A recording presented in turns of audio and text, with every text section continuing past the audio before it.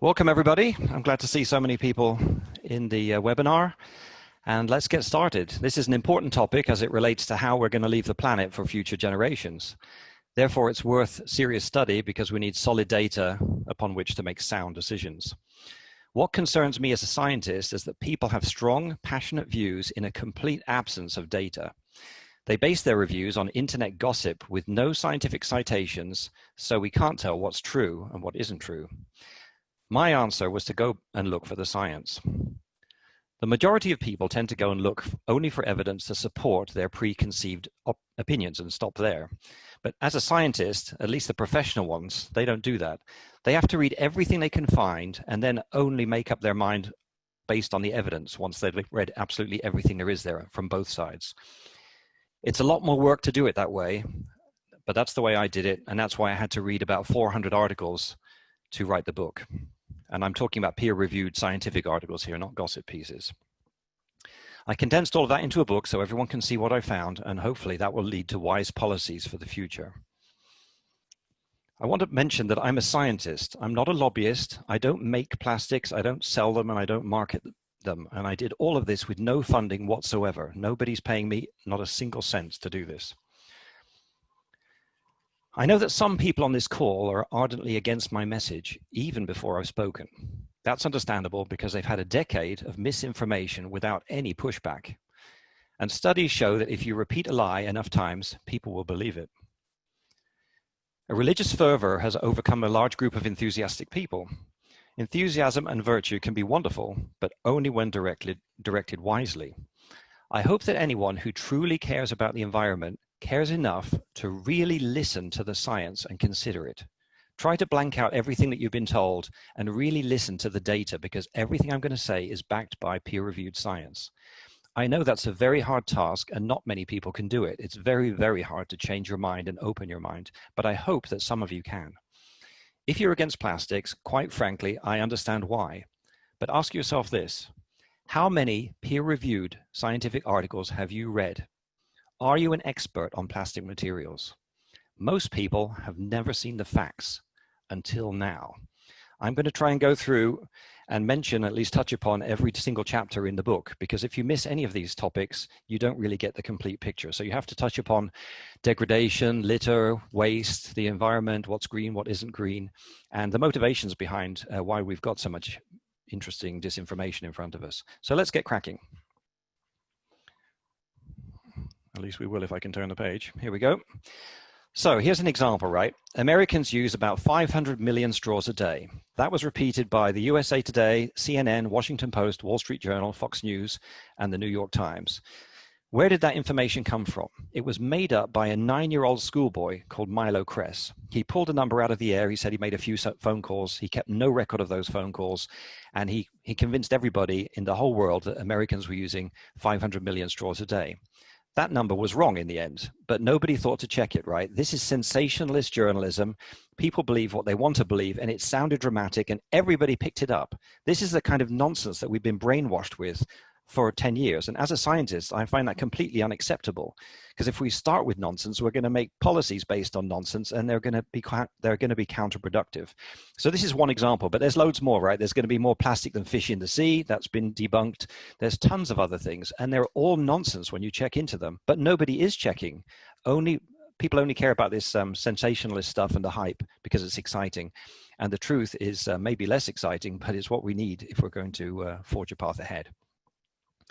Okay, so that's nonsense, and I've got a list of other things which have been proven to be nonsense at the end. So what is green? That's the first question, right? This is how I think about things, right? First find what's green, and then try to use that material as much as possible, and make less waste, recycle it, reuse it, and so on. That's the way that I think is a logical way to approach things.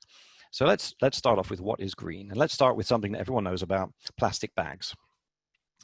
And that's what we're going to talk about first. So here's a life cycle analysis. These are not perfect, but this is the only known and accepted way to tell what's green and what isn't. Governments use it, companies use it, Greenpeace even uses it, right? So this is the only accepted way. It's not perfect, but it adds up all of the materials, all the pollution, all of the transportation, It even includes recycling at the end of life and all of this kind of stuff, right? And this is an ISO standard where everybody has to follow the same rules. They get the data from the same databases and all of this kind of stuff, right? So this is not perfect, but it is accepted, and it's the only tool we have to tell. Otherwise, we might as well just toss a coin, right, and say, hey, my product's greenest because it's mine. This is the only way that we really have. So, and it works. And to be extra sure, it's good to look at more than one life cycle analysis, right? Don't believe any one, because anyone can have a bias. Make sure you look at more than one. So here we go. This is what a life cycle analysis entails, and it's a lot of money, so you won't find it for every product. But let's take a look at plastic bags. I went looking to see, because everyone talked about plastic bags, I went looking to see, had there ever been a life cycle analysis? Here are the lovely plastic bags. And what did I find? I found about 8 or 10. They're all posted on my website, and they're in the book.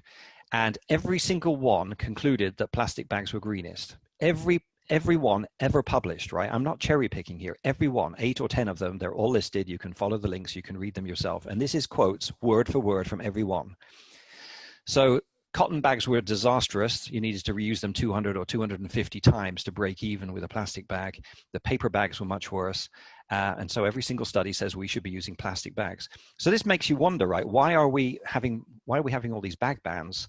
Have the politicians not seen this? Has Greenpeace not seen it? What is going on? Because you can go into Google right now after the talk and type in LCA plastic bag or LCA grocery bag or life cycle analysis grocery bag, and you will get the same hits I did. I even challenged somebody to find one that I hadn't found, and they couldn't, right? A PhD chemist couldn't find any that I hadn't found. Every single one, these are 4 of them, but there are 8 or 10, says that plastics win. So why are we banning plastic bags if they're unequivocally the greenest solution on the planet using the same methods that Greenpeace and governments use? That's a mystery to me. Okay, next slide. So here's an example, right? The guy who invented the plastic bag, he did it to save trees, right? He was concerned. He's a Swedish guy. He took a patent 100 years ago. He wanted to save trees by using plastic instead. If we want to replace a plastic bag with paper, we need 2.7 times more energy, 1.5 times more carbon dioxide will be made, and 17 times more water is used. So this is a tremendous amount of harm done by moving from plastic to paper. And this is what we're being encouraged to do. I weighed a Kroger bag. Their plastic bag weighs 5.5 grams, and their paper bag from the same company, from Kroger, weighs 60 grams. So you're going from 5.5 grams of waste to 60 grams of waste, and wasting water, and wasting energy, and creating more CO2. And somehow politicians and green groups think that's a great plan.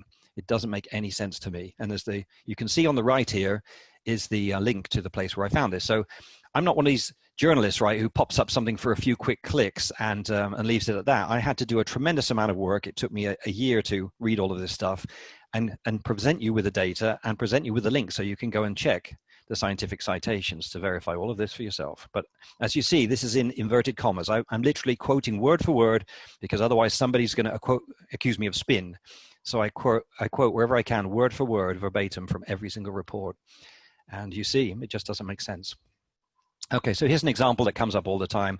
I see this on LinkedIn every week. Somebody's asking, should we go from PET bottles to glass or aluminium?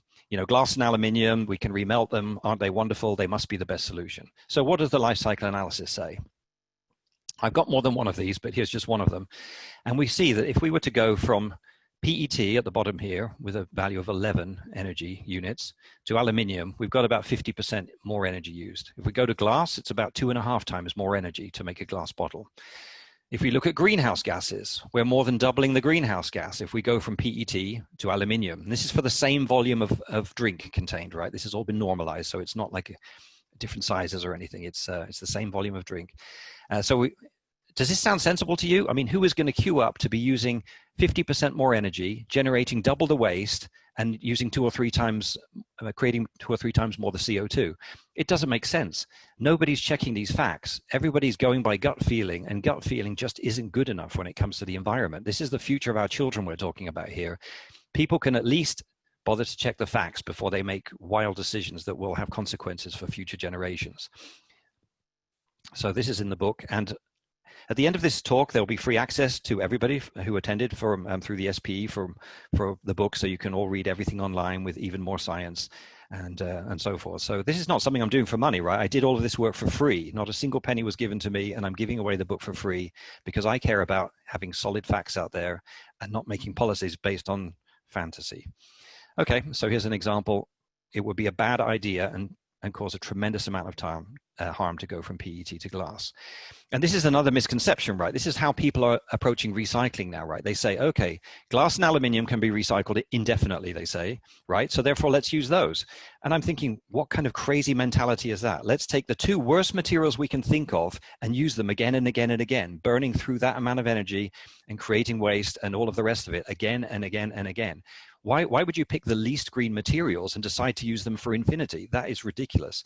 What you want to do is take the PET bottle, because it has the lowest impact, and recycle that. And they are collected and recycled 12 times mechanically. You just melt them, make a new bottle or something else. And then at the end of that, you chemically recycle it. You dissolve the PET and you reform new PET. So it's also infinitely recyclable. And it's not fantasy. People are doing a lot of that right now. Okay, so there's another myth dispelled. Why are we moving from the greenest solution again to something not as green? And here's an example, right? Hopefully everyone's seen this. We know that to make glass, we're melting sand, right? We're talking a couple thousand degrees here. Things are glowing red hot. And this is where a lot of the environmental impact comes from. I mean, you don't have to be a scientist to look at that molten lava, basically, to make a piece of glass and realize that is a whopping amount of energy. And that's what's coming out in the life cycle analysis.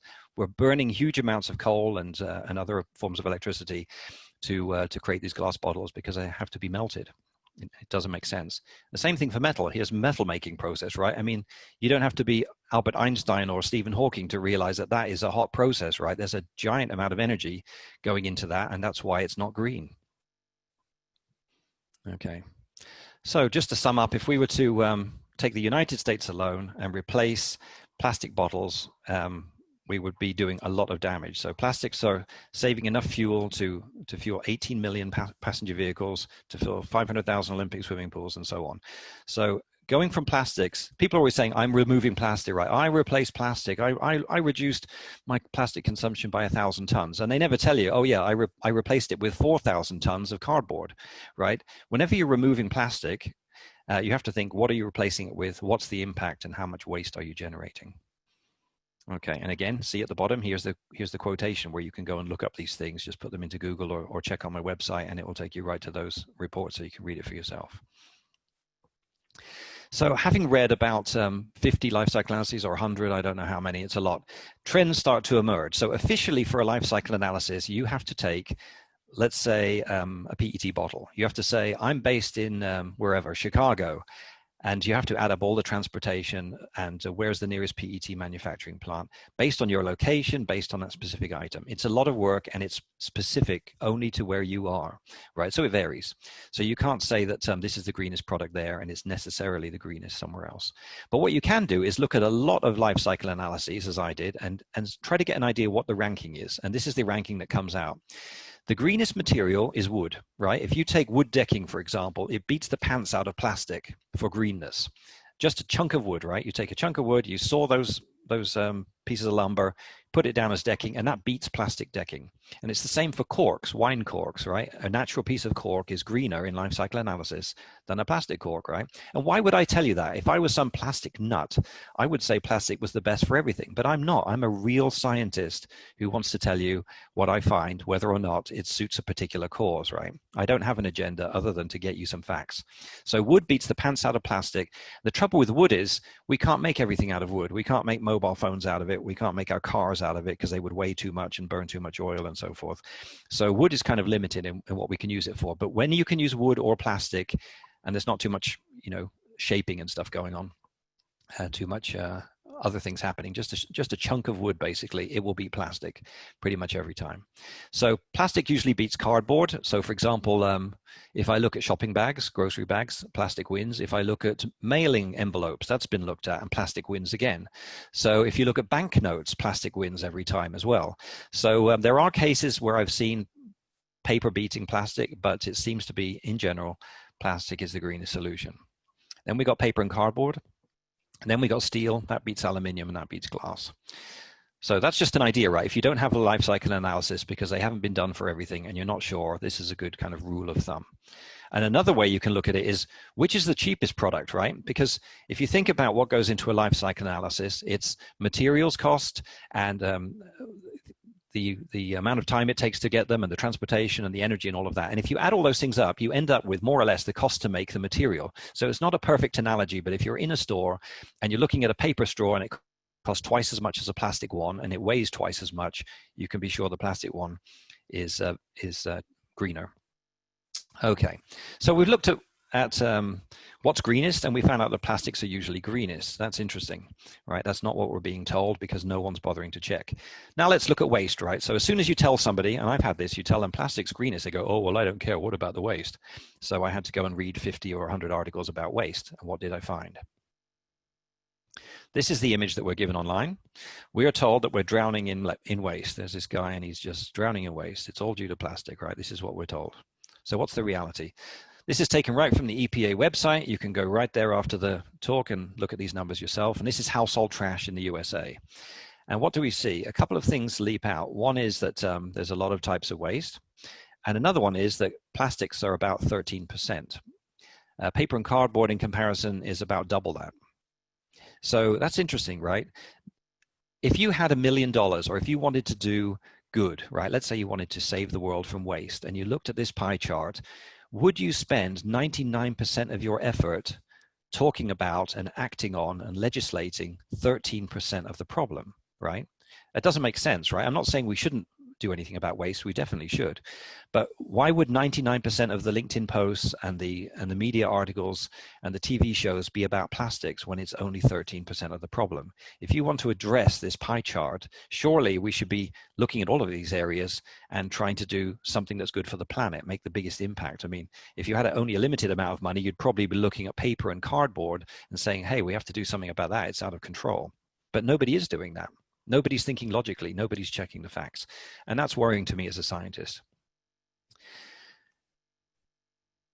Okay, so here's some more data from the EPA. There's the link at the bottom. You can go and find it yourself. And we see this is the total waste generation in millions of tons in blue against the waste per capita, like pounds per person per day in black.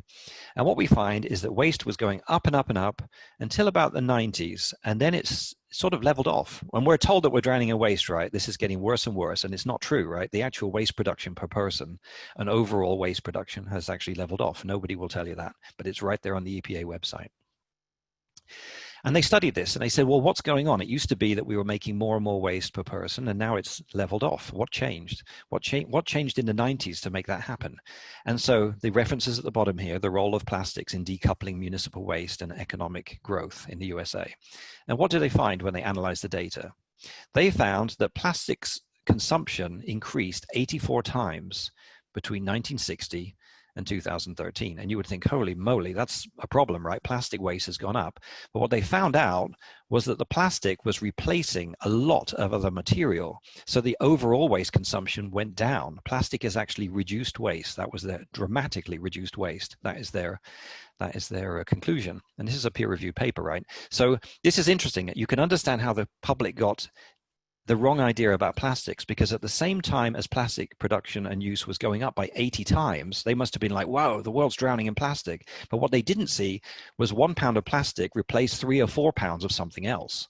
And so the overall waste went down, and nobody's paid attention to that. That's very, very important. So now we know plastics are 12% of waste, and they've dramatically reduced waste, right? So why would you be so ardently against plastics if you look at the facts and see that, of course, I'm not for waste. Waste is not a good idea. We should all act to reduce waste.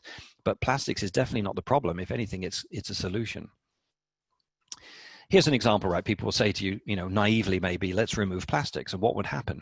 We know it takes 3 to 4 pounds of other material. There's a link on the right to tell you the report that I'm drawing this from. 3 to 4 pounds of replacement to replace 1 pound of plastic. So here on the left, we have all of this pie chart broken down.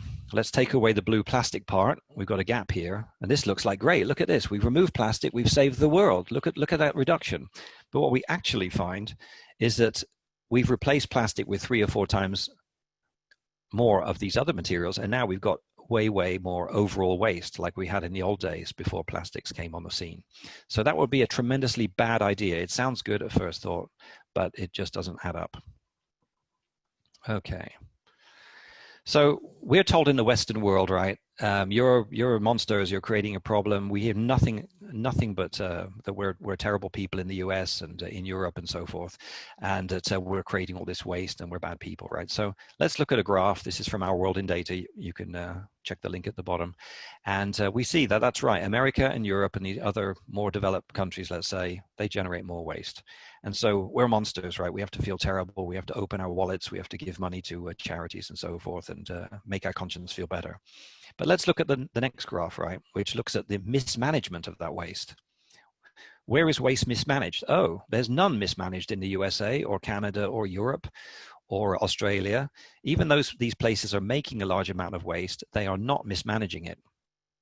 It's being mismanaged in these other countries which haven't caught up, right? They don't have recycling facilities. They don't have as many trash cans as they need. Maybe their government's wasted their money on something else or whatever. They're just chronologically behind us, right? We can see that Europe and America and other places have had long enough to put all these infrastructure in place, and there doesn't have to be a mismanagement of waste. We're not doing it, and it won't be the case in those countries either in, let's say, 10 or 20 years, especially if we help them, right? So we don't have to feel that bad in these countries because although we're generating waste, we're not really responsible for a lot of the mismanaged waste. So it's not as bad for the environment as you would think. And I know some people on this call are thinking, oh, but you're shipping your waste to other countries and disposing of it there.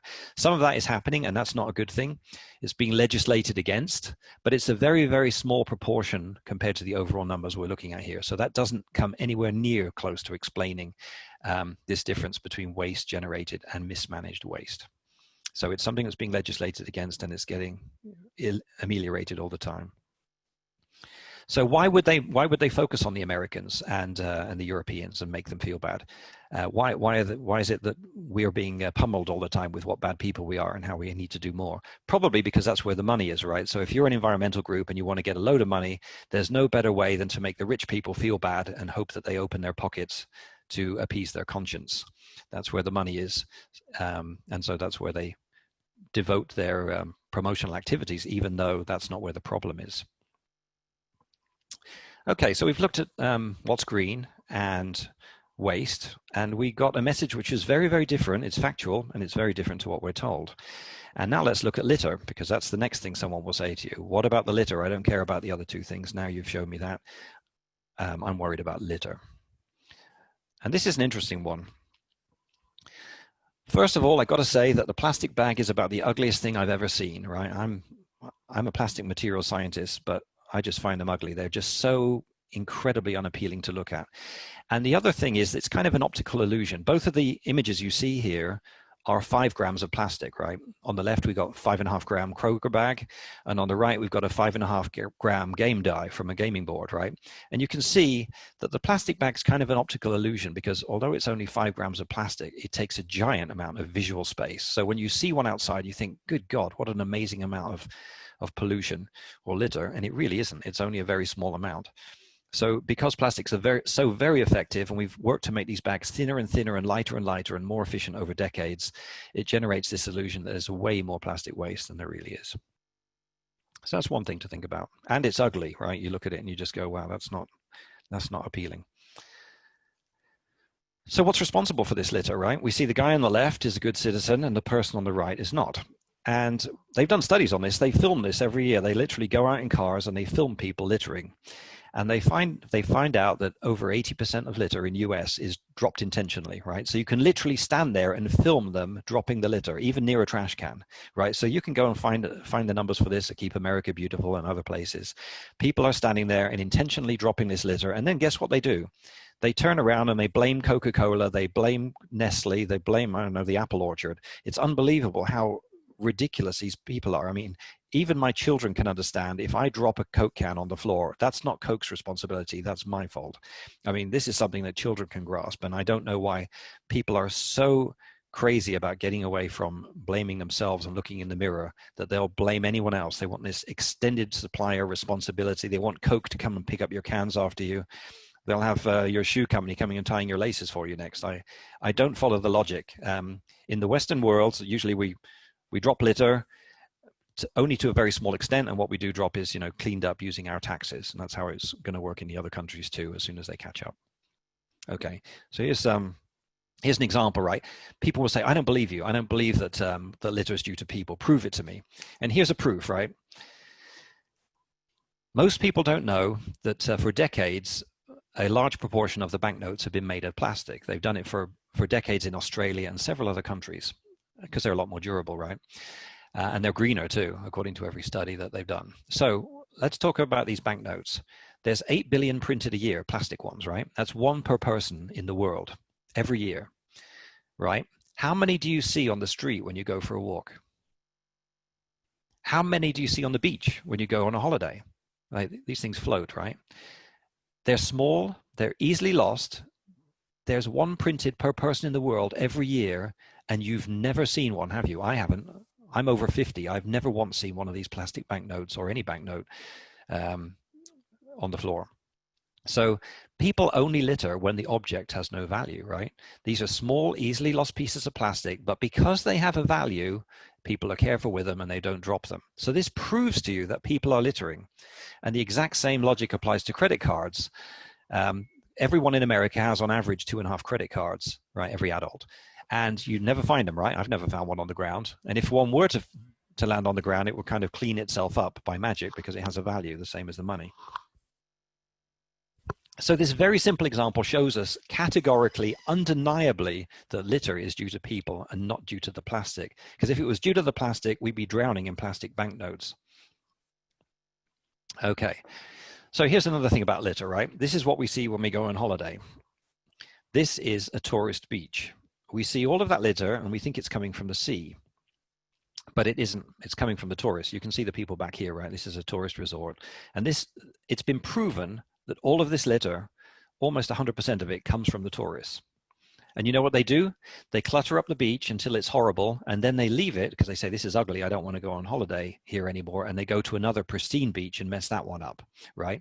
So, but of course, they can never blame themselves, these people. They can't admit that that's their own litter, right? So they would never say that, and they assume that it's coming from the ocean, from other people, and so forth. And let's take a look instead at, people study these beaches, right? These studies go on for decades, so we know exactly what's on all these beaches and where it came from. Let's look at a non-tourist beach. Let's look at an isolated beach that people can't get to easily. This is what it looks like, right? And you know it, right? You've been on holiday in a place like this. An isolated beach has either no litter, or if it does have some litter, it won't be, you won't really find bottles and cans or cigarettes or any of that stuff. What you find is a bit of fishing equipment. You'll find fishing nets. That's what they find when they look at isolated beaches where there's no tourists. So this is a misconception, right? Of course, you go to the tourist beach. That's the one by definition that you go to. That's where tourists go, right? So you see the beach, and that's what you think all beaches look like. And there's some huge problem. And yet you go to all these other beaches, and there really is no big problem because there's no tourists there dropping all their rubbish. So and this has been studied, and I give the references in my book. Okay, so here's the blame problem, right? A guy drives his car into the tree, and the last thing he wants to do is blame himself, right? He'll do anything. The tree jumped in front of me, right? The car suddenly skidded off to the side. The tires burst. But no, if you really want to address a problem, you have to look at yourself, right? Address the real problem. If you blame the tree or blame the car, or in the case of plastic, you blame Coca-Cola or blame Nestle or whoever, or, you know, P&G, Unilever, any of these companies, it's just childish. I mean, come on. This is obvious. If you drop a piece of litter, that's your fault. You bought the product, and you shouldn't drop it. Expecting Coke or anyone to come and clean up your litter, to me, just doesn't make sense. It's the same as at the end of life. I don't expect Levi's to come and get my jeans. I don't expect Ford to come and pick up my car when I'm finished with it. You know, you buy a product, it's yours, and you dispose of it properly. Maybe I'm missing something here, but it seems that simple to me. Okay, so we looked at a lot of topics, and now the next big one is ocean litter and microplastics. Everyone's freaking out about microplastics. This is the one area that when I started to read the papers, I actually got concerned because I was like, wow, there's a lot of papers that claim to show harm, right? You can see it in the abstract, you can see it in the title, you can see people talking about it online. And I thought, wow, maybe this whole thing is going to blow up here when I start to read these papers, and maybe there's going to really be something that is frightening. So I really looked at these papers. I downloaded every one I could find, and let me show you what I found. This is what we're told is the case, but that's not really the case when you look at the data. This is what you really find, right? So this is a summary of decades of work by many, many groups, right? Trawling up and down in boats with nets, fishing plastic out of the sea and measuring it. And what you find is that in these in the open sea, that's these lower things, right, outside of the gyres, you get maybe 20, 50 grams of plastic per square kilometer, which is really, really low, right? I'll try and convert these into numbers that might make more sense to you in a second. And then even in the middle of these, they call them patches or gyres, right? We see these pictures online of these giant floating islands the size of Texas that are supposed to be out in the sea, right? The concentration in those gyres is, as you can see, let's say 500 grams. So about a pound of plastic per square kilometer, right? Even in the highest concentrated areas, which they call patches, that's the concentration, 500 grams per square kilometer. That doesn't mean a lot to people, so let me convert that into other numbers. So they've been monitored for decades, as I said. They claim to be huge floating islands, but the people who've studied them said there's not nearly enough plastic there to even call it an island or a patch or a soup. It would be the weakest soup you've ever had. If you ordered that soup, it would just be a clear bowl of water. So let me give you some perspective. 500 grams per square kilometer is 2 pounds a square mile if you're living in the US, right? So if I convert that into something you can picture, right? If we took an Olympic-sized swimming pool of water, that would be less than one game die in that whole Olympic-sized pool. That's the maximum concentration that you'll find in those gyres, right? And I'm not saying it should be there, right? It definitely shouldn't be there. It's still pollution, but it's not a giant floating island, and it's not going to tangle up, it's not, you can swim through it and you can't tell it's there. You can sail through it. You don't even know it's there, right? We're talking about, on average, not in the gyres now, but average in the sea, one very small piece of plastic, like your little fingernail, per 130 bathtubs of water, right? That is the weakest soup I've ever heard of. So I'm not defending pollution, but what I am saying is if we want to address a problem, let's not start with a bunch of lies, right? Because lies just make people excited, and they may make them open their pockets and give money to their favorite environmental group, but it doesn't help us address a problem. If we're adults and we want to do the right thing for our kids, let's not start with a bunch of lies and base policies based on that. Let's look at actual numbers, and these are rock solid numbers. Okay, so we've looked at these imaginary floating islands which don't exist. And let's look at the next thing, microplastics. We're told that these microplastics are poisoning the fish. Is that true? I decided to look at it. So what we find in these studies is that the studies are just junk science. It's some of the worst science I've ever seen in my life. These people should literally be, in my opinion, fired. That's how bad the science is. So what do I mean by that, right? That's a strong accusation. How do I say that as a scientist, as a professional scientist? So I'm a scientist who's reviewed scientific papers, right? I'm one of the ones who gets asked to say whether they should be published or not, right? And this is just horrendous work that never should have been published. I'll tell you why, right? The plastic that's actually in the ocean is polyethylene and polypropylene. That's the vast majority. You can find the exact numbers in my book. It's like, I don't know, from memory, like 90% polyethylene and polypropylene. What does that mean, right? I mean, we eat, polyethylene is a Ziploc bag, right? We eat out of it. It's food contact safe. Polypropylene is like the original Tupperware, polypropylene, right? These are two of the safest materials we know. That's what the vast majority of microplastics in the ocean is. But when they do these studies, they don't do them on those plastics. They pick a completely different type of plastic. Why do they do that, right? It's meaningless. If I want to know if apples are safe, I don't go and study cherries, right? That would be preposterous. And yet that's what these people have done. Instead of studying the plastics which are actually in the ocean, they went and studied a type of plastic which doesn't exist anywhere in the ocean. And that's cross-linked polystyrene particles. So isn't it preposterous? Can you even believe what you're hearing? Literally look at the experimental section of 80% of the studies in this area, and you'll see that they use the wrong kind of plastic. But that wasn't enough for them, right? They used up to 100 million times more than you actually find in the ocean, right? So let's say I want to know if apples are safe. I feed you an apple a day for 10 years and I see if you're still okay, right? If I fed you 100 million apples a day, right, that wouldn't look good, would it? And it wouldn't be because apples are poisonous. It would be because I just overwhelmed you with apples. You'd probably explode after the 100th one. So they use the wrong size of particles. They use the ones with the wrong surface science, the wrong surface charge. They use ones which have got toxins in them. And they use ones which are fluorescent, so fish are actually attracted to them because they're fluorescing, right, which real microplastic doesn't. It's hard to imagine how they could have done these experiments worse. It's like they must have just been so dying to come up with a bad result, or they're the world's worst scientists. It's absolutely shocking. These people should be ashamed of the science that they've done. I'm ashamed for them as a scientist. So this is most of the science that's been done. But what happens when they do it right? So there are some studies where they actually looked at the toxicity of polyethylene and polypropylene.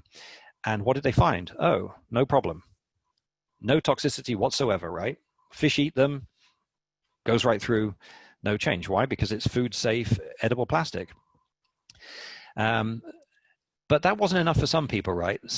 I found one study or two studies where they took polyethylene and polypropylene. They showed it was safe, but they didn't stop there. What did they do then? Then they soaked the polyethylene and polypropylene beads in poison. And then they fed it to the fish and said, oh, look, the fish got sick. The plastic's poisonous. And I'm like, the plastic isn't poisonous. I could soak anything in poison and then put it in with the fish. I could pour the poison, like the last slide, I could pour the poison right on the fish and kill it, right? That's easy. That doesn't prove the plastic is toxic. That proves that you shouldn't have soaked it in poison.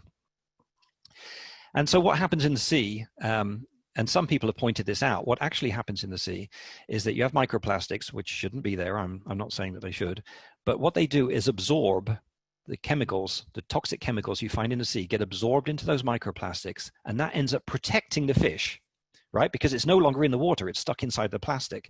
So it soaks up that toxin. This is absolutely proven and protects the fish. Even if the fish eats the plastic, the toxin remains within the microplastic and the fish is protected. So the real story is microplastics are a miracle cure to save the fish, right? That could have been an equally valid headline, but of course that wouldn't have got as many reads. So they came up with this distorted science to try and make there look like there was a problem when there wasn't one. So this is absolutely appalling, and I hope there are serious consequences for these people.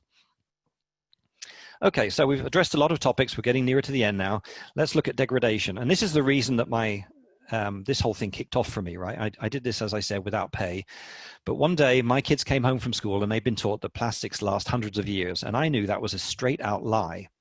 And I don't care enough about this whole topic. I don't care enough, to be honest, about the environment more than the next person. I'm not passionate about the environment. I'm not passionate about plastics as materials and the environment either. But I am passionate about not telling lies to kids, right? If we teach our kids a bunch of lies, they'll grow up to be A, confused, and B, to vote for very strange policies that don't make sense. So let's keep it real, people, and make sure that everything we say, especially the things we tell teachers, is true. So let's look at degradation. Here is a picture of a kind of a landfill, a dump where they put all the stuff. And one of the big knocks against plastic is they say, hey, it doesn't degrade. Well, that's a strange thing, right? Because landfills are designed to prevent degradation. And they've literally buried, they literally looked in landfills and dug down in them and found stuff from 10 and 20 and 30 years ago. Newspapers you can still read. I've got a whole book on it here called Rubbish. You can look it up on Amazon, right? Newspapers you can still read, carrots that look like they've just been buried yesterday, steaks, avocado, guacamole, everything you can imagine in there, 10 and 20 and 30 years old, good as new almost, because there's no oxygen down there. Landfills are designed to stop degradation because we don't want the carbon dioxide coming off, right? So this is a big misconception. People think plastics are bad because they don't degrade. We don't want things in a landfill to degrade. We want them not to degrade. That's why they're designed that way. And even the organic materials you think of as degradable, paper or food, are untouched. Okay, so there's one misconception. Here's a study on plastic bags. I was telling you about plastics degrading. So they took degradable bags, they took regular polyethylene bags, and they took bags which had a chemical put in them to make them degrade faster. They took all the bags, and all of them, So this is again quotations, right? I'm not putting any spin on this. Every one of the bags had degraded and fallen to pieces into, just dust in 9 months. Even a regular polyethylene grocery bag, if you leave it outside, not buried in a landfill, just lying on the ground, degrades and disappears in 9 months. So it doesn't matter whether it's a degradable bag or a regular bag, they all degrade because thin pieces of plastic like that degrade about as fast as a leaf would. It's the chemistry of plastics, they're organic polymers, and so are leaves, so are sticks, so is cotton, all of these things we think of, paper. It's all made of very similar chemistry and they degrade at similar rates. And they also found that many of these bags sold as degradable were in the ocean for, I think, 3 months. They pulled it out and they filled it with groceries, and it was as strong as the day it was put in the ocean. There was no effect. So the bags that they're claiming are degradable are not always degradable. And the regular polyethylene bags, there are 2 studies, and both of them show that the regular polyethylene bag degrades into fragments and disintegrates in less than a year. So that's not 100 years, is it? Or 500 years or 1,000 years like my kids were taught. They were taught an outright lie. The regular bags are degrading in less than a year. Okay, and all polymer scientists know this. I mean, if you look at the polymer stabilizer market, it's billions of dollars. We spend decades trying to stop plastics from degrading because it's one of the biggest problems that plastics have. All right, so let's look at some numbers here. If we take a PE bag here on the left, or PE bag, for example, film, it will degrade in soil in 1 to 3 years. That's what we see. If we look at a piece of paper, about the same. PLA, PHB, it's about the same. Leaves, carrots, steak, it's about the same, 1 to 3 years. These are approximate, but it gives you an idea. Do any of them degrade in a landfill? No, none of them do, because there's no oxygen there. Nothing's degrading. Do they release CO2 and methane when they degrade? Yes. So why are people so obsessed with these degradable bags, right? They want everything to be degradable. And degradable means, by definition, you're creating a giant amount of global warming gas. Does that sound like something to be encouraged? You're taking a PE or PE film, PP film, and replacing it with something which degrades to give CO2. And saying that's an advantage. I don't really see where the advantage is, especially when we know that life cycle analysis shows these materials are greener. Why would you move to a less green material that has no advantages and costs more? I don't really understand the driving force for that. And I know that you're going to say, well, are these degrading? Are they going all the way to CO2? How long does that take? Or are they just forming fragments? But as we've just seen, well, everything forms fragments, right? A leaf breaks in half, it forms microfragments, eventually it degrades all the way. I've got some data on that. But it's not important really, because leaves degrade into fragments, plastic degrade into fragments. Those fragments get smaller and smaller until the whole chemistry has been degraded. It takes a while for any kind of material. And we just saw that those microfragments are not really toxic anyway. Okay, so what's driving this whole thing, right? Well, there's a lot of deception and greed going on here. So the plastics industry is an industry, right? Chemical industry, that's an industry. Everyone hates big industry, right? Except for they produce all the materials we actually use every day and love, and makes our lives possible. What people don't realize is that the journalism industry, right? That's an industry too. They need clicks, they need to get revenue, and they'll write pretty much everything that gets a click without checking it and without caring. I'm not saying everyone does it, but as you saw from the straws and more fish than plastic in the sea, people repeat any kind of nonsense without bothering to check it. So they're making money, right, by deceiving us and making sensationalist titles. And the other people making money from this are some of the green groups are not really green groups. They're more like groups which will say whatever it takes to get your money out of your pocket. So let's take a look at one particular example. This is what's driving everything in the world, right? It should come as no surprise to you that just as plastics is an industry, this whole green thing is an industry too, and a lot of it's about money, and a lot of it's not really directed at helping the environment whatsoever. So here are some things about Greenpeace. These are some, these are headlines copied and pasted from online. So these are not accusations I'm making. These are just things taken from articles. They've been thrown out of many countries because they say these guys are not a valid. They're not a valid charity. They're not bringing us anything. They have no function. And so they're losing their charitable status in some places. And then there was another very interesting case where one company was accused again and again, and they eventually went to court. And Greenpeace's defense in court was that not to come with science, right? They didn't come back and say, here, everything we said was true, here's the science to prove it. No, they didn't have any science. Instead, they said that their statements were non-verifiable statements of subjective opinion. And I think everyone here can tell what that really means, right? So their defense was not to say we have science or that we're speaking the truth. That was their defense. And that tells us a lot, right? Apparently, they're more interested in getting interesting headlines and riling people up than they are in making sure that what they say is backed by facts. And that may come as a shock to you, but I mean, these people have $400 million a year, according to Wikipedia, if I understood it correctly. So why are they not just going and putting nets across these rivers and cleaning up the plastic and doing something? With the kind of funding these guys have got, they could be solving the world's problems on their own, but apparently they're more interested in getting the money than they are in solving the problems. So that's at least my interpretation of what I'm seeing here. So that's the problem. If we've got journalists who are not checking anything and we've got other people more interested in raising money than actually helping, that is not heading us in the right direction. Okay, so here are some conclusions. As we've seen, plastics, primarily polyethylene, polypropylene, and PET, are usually the greenest option, except for wood. If you were to replace them, you would do an incredible amount of damage, meaning vastly more CO2, vastly more energy, vastly more waste and water. Litter is 100% proven to be down to human behavior. So blaming materials or companies is, in my opinion, very naive and counterproductive. Ocean plastic comes from 10 rivers in Africa and Asia, and the rest from the fishing industry. That's pretty well established. Certain green groups and companies are doing more harm than good. And I think that, I'm not saying that we should be wasting, right? I think overall we should reduce waste. We should reuse things. We should dispose of things properly. And we should recycle more than we do now. And we should prefer the greenest material. And then we should recycle it, right? The people are doing exactly the opposite. They're taking metal and glass, which are two of the worst materials, and saying, hey, let's recycle those a bunch of times. Let's take the worst material I can find and use it again and again. No, we should be taking the greenest material, which is usually plastic, according to life cycle analysis, everyone that I've seen, and then making sure we start with the greenest material to save the environment and then reuse it and reduce it as much as we can. That's the logical approach in my mind. So I think that's pretty much the end of it. And I'd like to leave you with one final thought. You can be for the environment or you can be against plastics, but you can't be both at the same time, right? Pick. I don't mind which one you pick. Everyone's an adult. Everyone's entitled to their own opinion. But if you actually do care about the environment, the facts say that plastics are the answer, not the problem.